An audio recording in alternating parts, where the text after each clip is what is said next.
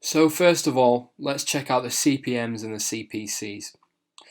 If you're running different ad creatives, so for example, you're running carousel ads, video ads, or different images, or different copy, different text in your ads, and you're testing which works best, what you need to be looking at is the CPM and the CPC, specifically the CPC.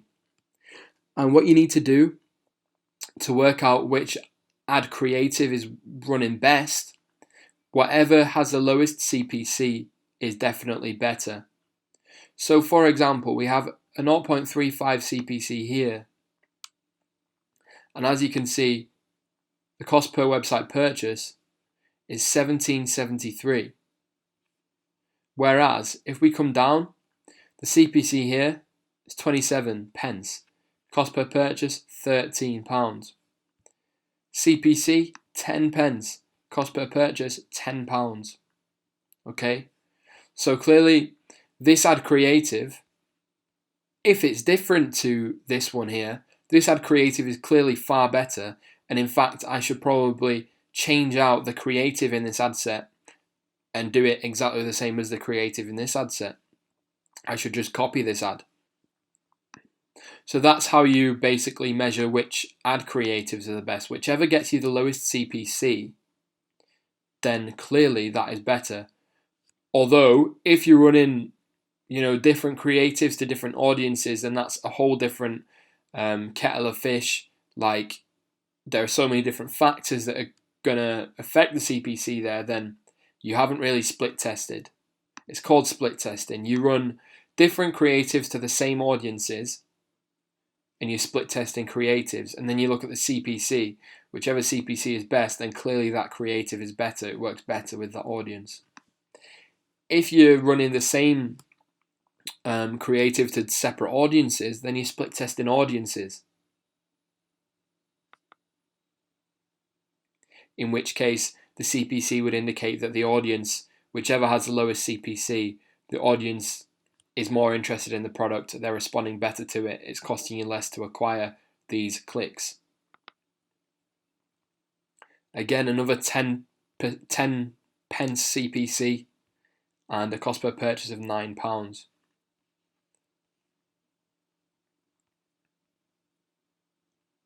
And you can generally gauge from past performance, past CPCs. These are a good indicator of how much the cost per purchase is going to be, because as you can see, these 10 pence CPCs generally end up with a £10 cost per purchase, whereas around the 23-25 pence mark, these two here, they generally are a couple of quid more, a couple of pound more, for those of you that don't know what quid means. It's just a Brit term for pound. And then 34 pence, 34 cost per click, we're looking at just under £20 cost per purchase. Okay? So that's how you decipher what ad creative is best. You need to be split testing your ad creative or your audiences, and whatever has the lowest CPC clearly is the better performing ad creative or targeting. Okay? And the reason this is important is because, I just realised I haven't explained this, is because, for example, say you have a budget of £1, okay? You have a budget of £1. You're going to get 10 clicks a day from that £1. With this ad creative, you're only going to get 3 clicks a day with this creative from that £1. Which one do you want more? Do you want 10 clicks or 3 clicks? I don't even need to answer that question for you. It's very, very obvious, but people often get told what to do and not why to do it. So that's why I'm just explaining. It's just a matter of optimizing your budget, getting the most for your money, basically. Getting the most for your money. 10 clicks or 3 clicks? 10 clicks, obviously. Okay, so then you need to come over to the cost per website, add to basket, and cost per purchase columns. What you're going to do, you're going to open that document where you worked out your numbers for this product, and you're just going to work out and go through, and you're going to note which of the ad sets are running profitably and which are running at a loss. Now these 6 are all running at a profit. My number was around £26. I'm not going to check, but it was around £26.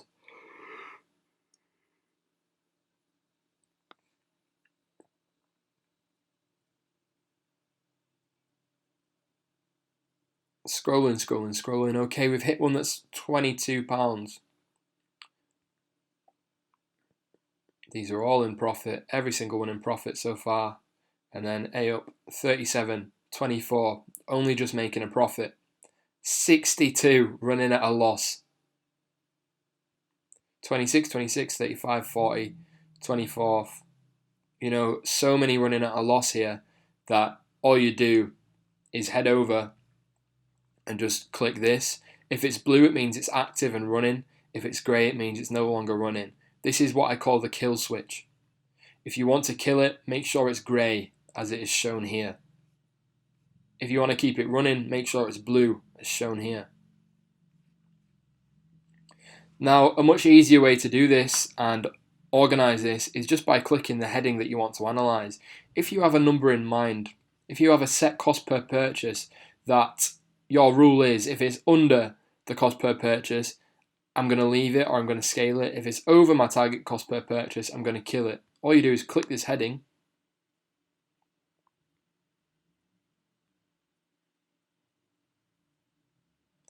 And as you can see, we've got some massive CPPs here.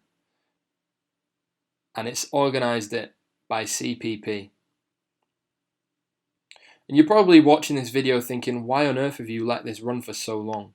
The truth is, I just wanted to know what the CPP would be. This is actually an advertising method, this particular ad set. It's an advertising method that was told to me via a Skype call, and it just didn't work for me, but I wanted to just test it because I was interested. So anyway, all I would do is go through all of these and just kill every single one until I get to my magic number, which I said was 26.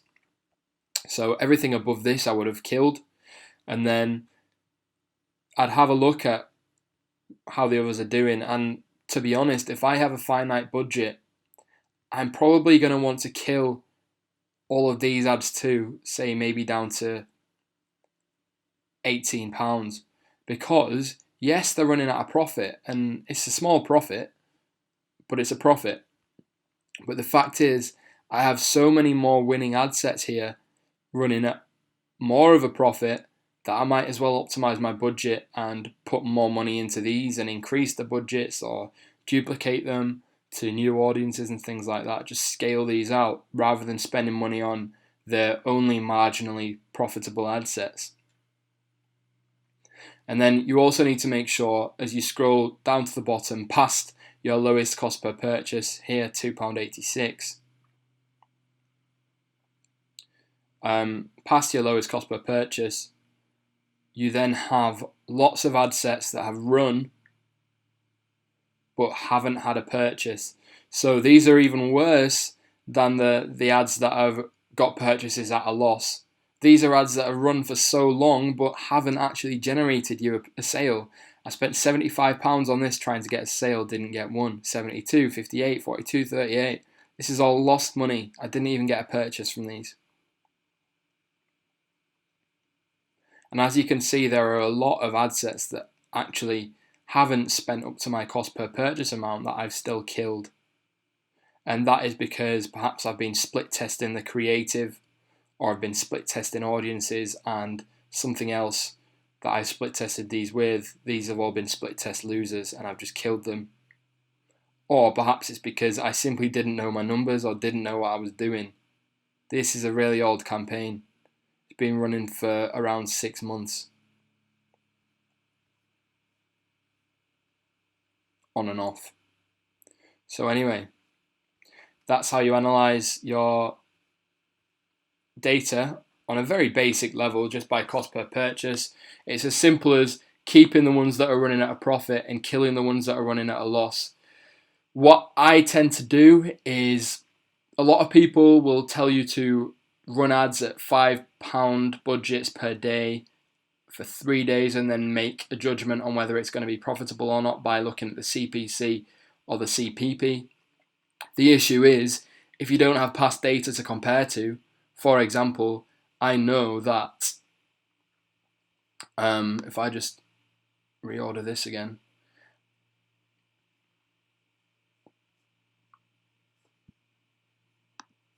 sorry, for example, I know that a CPP of,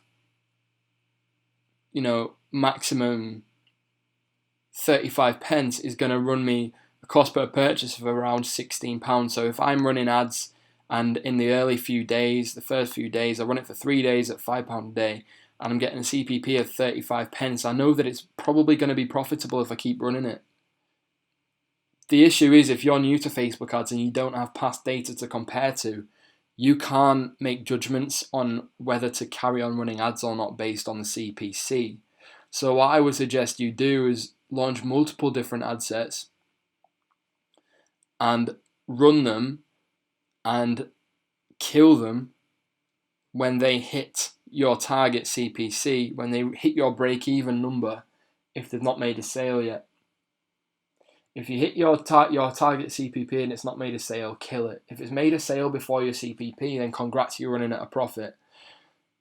That's the thing. Like, I think Facebook ads is very much loss-led. You have to run ads and you have to be willing to lose money in the beginning in order to make a big profit a couple of weeks down the line.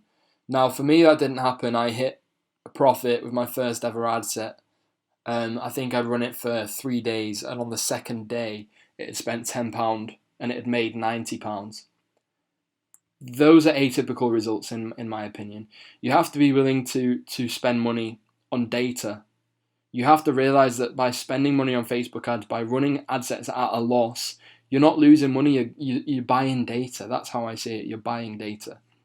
And I've got 6 months worth of data here that I'm looking at, and I can tell that any future ad set I run at a cost of 35 pence CPC is likely to be profitable for me for this particular product. But that is how you analyze your data based on the CPC. It's very straightforward, but for some reason a lot of people don't know how to do it. You can also use your website return on ad spend to gauge just how effective the ad is and which is the best performing ad. So that's the basics of measuring and analyzing reports. Now, in a few videos time, we're going to look at this breakdown tab, which allows you to go even further, and this is what I really enjoy doing.